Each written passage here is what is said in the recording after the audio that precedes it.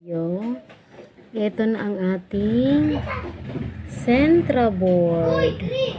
A4 size.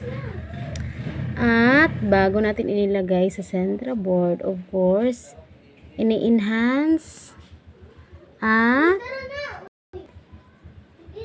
chini-change ang background.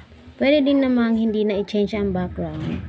Basta i-enhance lang ang pic. So, eto siya. Change ko ang background. Wow, ang ganda.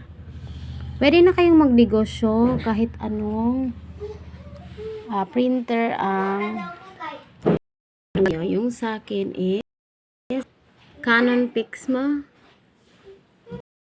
So, gumamit lang ako ng simpleng ink. Wala pa ink, pero mas mabuti yung pigment ink para hindi siya agad-agad ma-fade. So, ito siya is 100 pesos lamang. 120 for 4 pics in one board. Pero pag isang pic lang sa isang board is 100 pesos.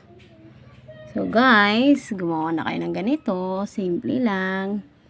Bumili lang kayo ng printer. Tapos, Centraboard.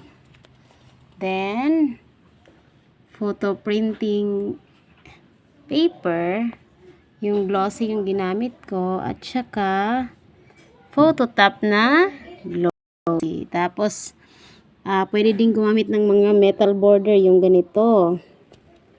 Tapos sa likod is yung ginamot ko is nano tape for wall display nga tape.